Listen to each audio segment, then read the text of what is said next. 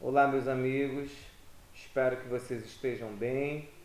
A gente vai falar sobre o iluminismo. Então, eu resolvi preparar essa nossa conversa em dois momentos. Esse é o primeiro momento, tá? E eu quero falar sobre o iluminismo a partir da reflexão dessa frase: a educação e o conhecimento são capazes de libertar. Essa frase, ela pressupõe as principais ideias desse movimento do iluminismo, né? Educação, ensinar, aprender, conhecer, a ciência, como tudo isso é capaz de fazer as pessoas se libertarem. Essa libertação não se refere a uma prisão material, a um cárcere, né? A um local que abriga corpos, pessoas.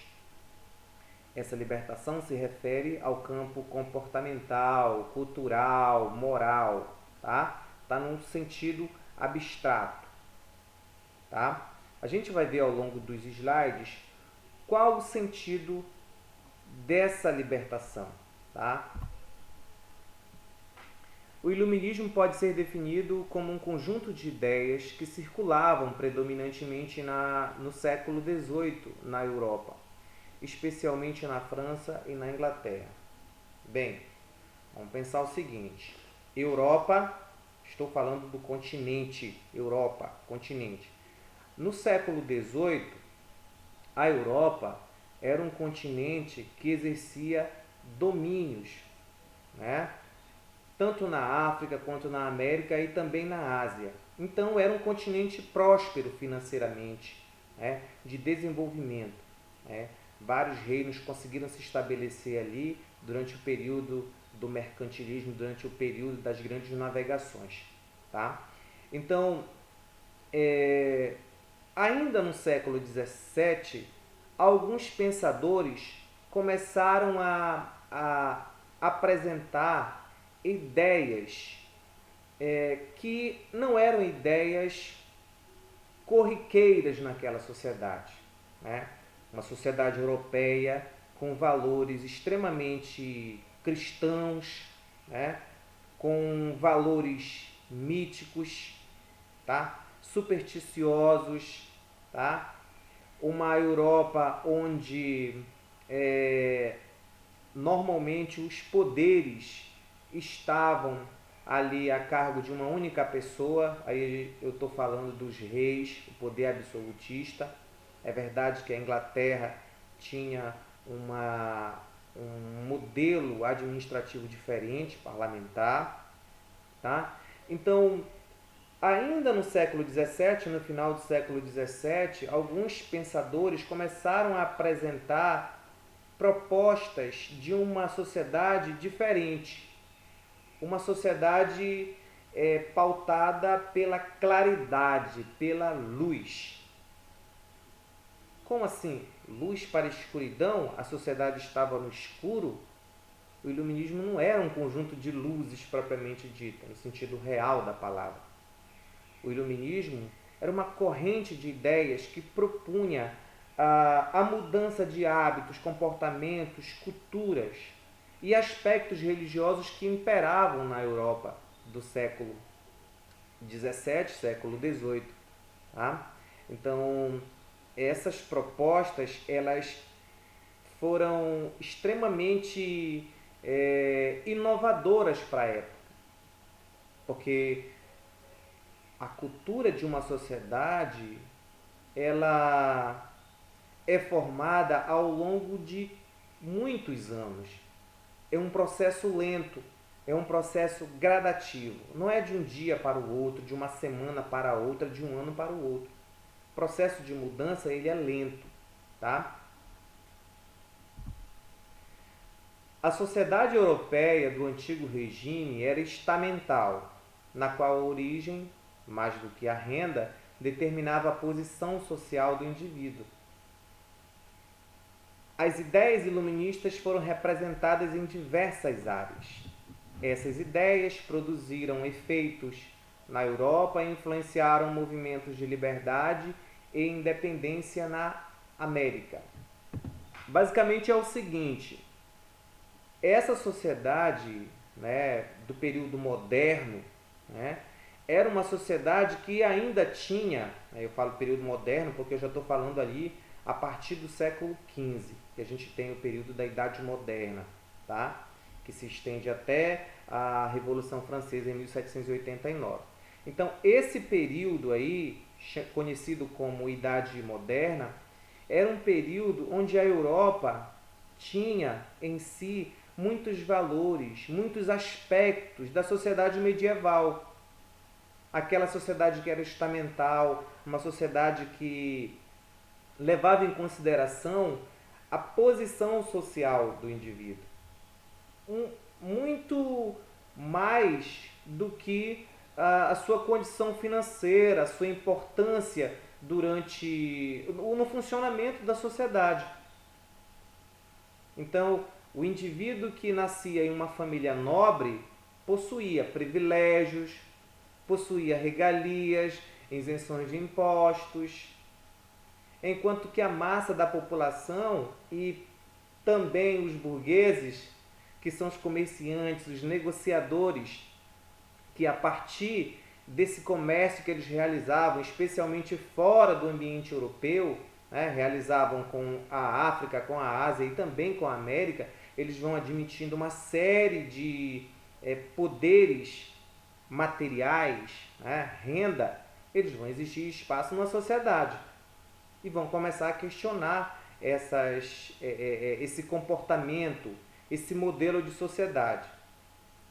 E aí vem as ideias iluministas que vai casar com esse pensamento, tá? Não existia essa possibilidade de mobilidade social. O indivíduo nascia nobre, morria nobre.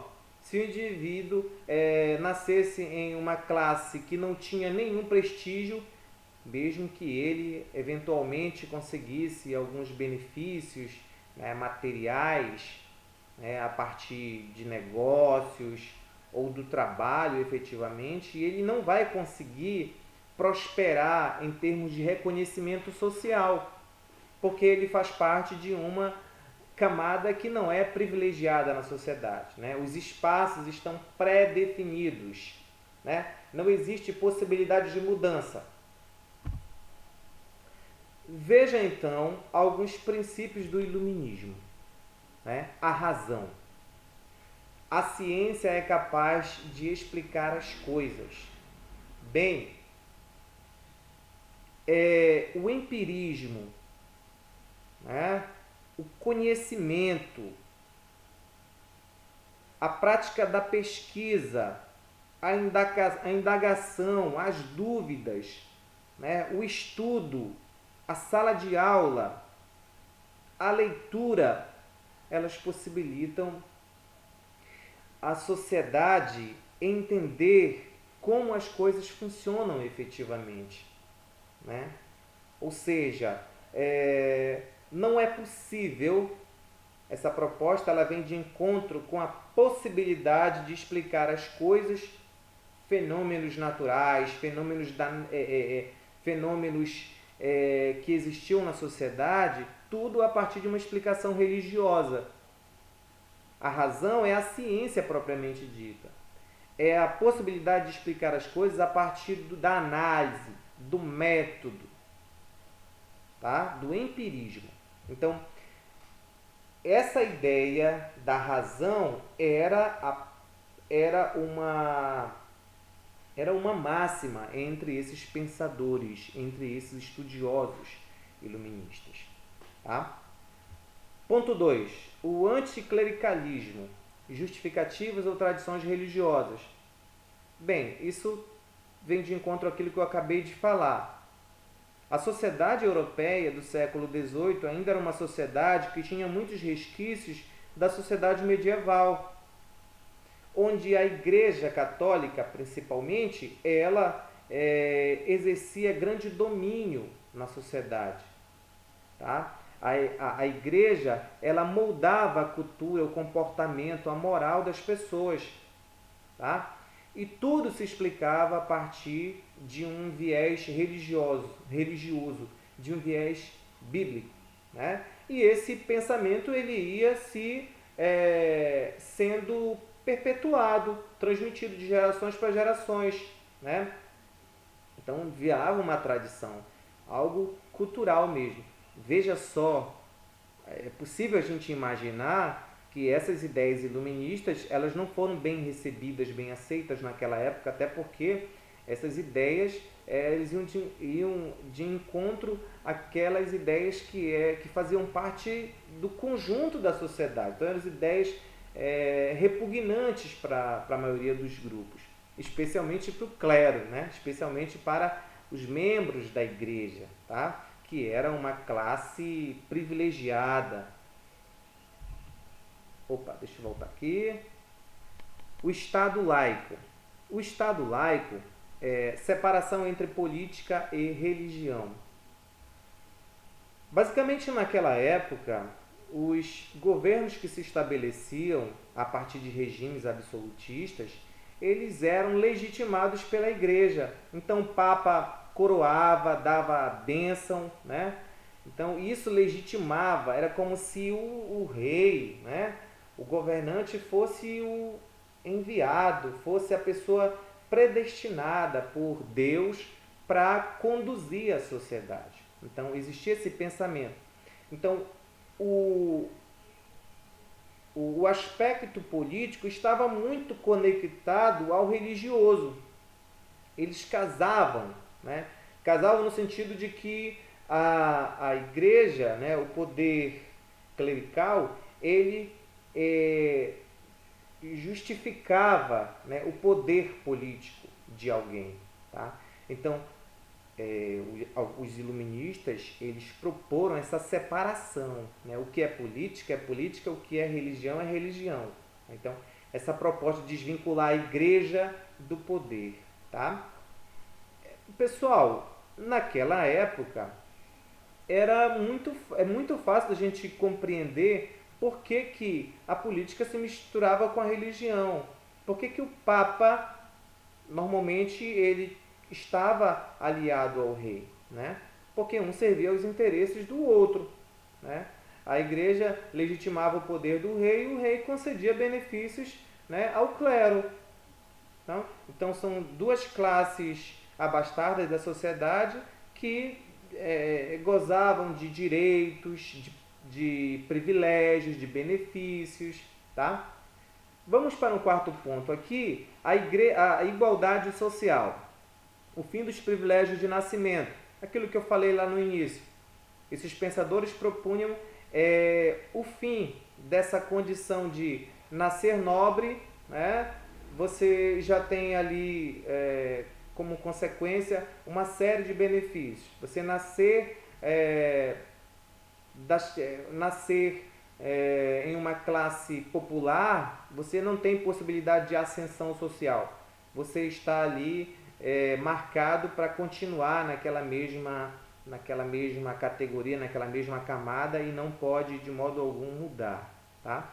Então, existem esses questionamentos. A liberdade de expressão.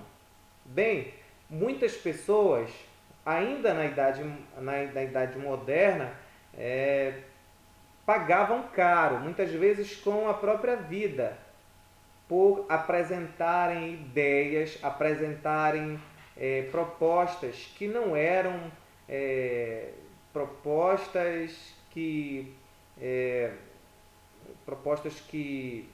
estavam de acordo com aquilo que o poder ensinava, de acordo com aquilo que a igreja ensinava. Muitas pessoas perderam sua vida por isso. Não existia uma liberdade de se expressar. Tá?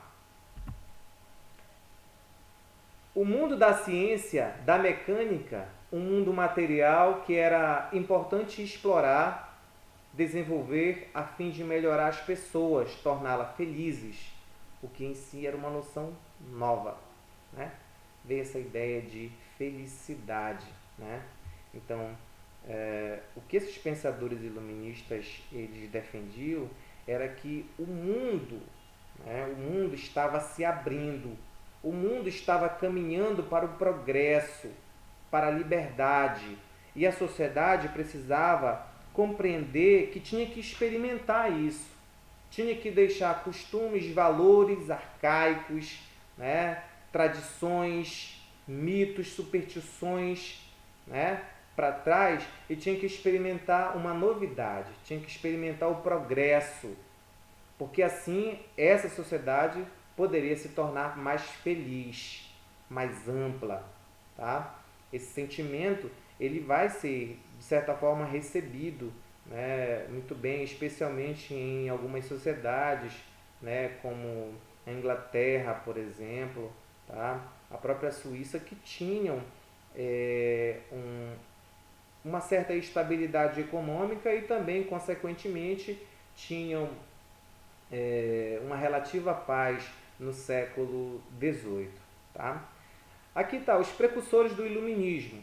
Ainda no século XVII, René Descartes, Isaac Newton e John Locke. Então aqui esse francês e os dois ingleses, ainda no século XVII, eles apresentaram essas ideias iniciais para o iluminismo, né? Para esse pensamento, essa corrente de pensamento que se estabeleceu mais efetivamente a partir do século XVIII.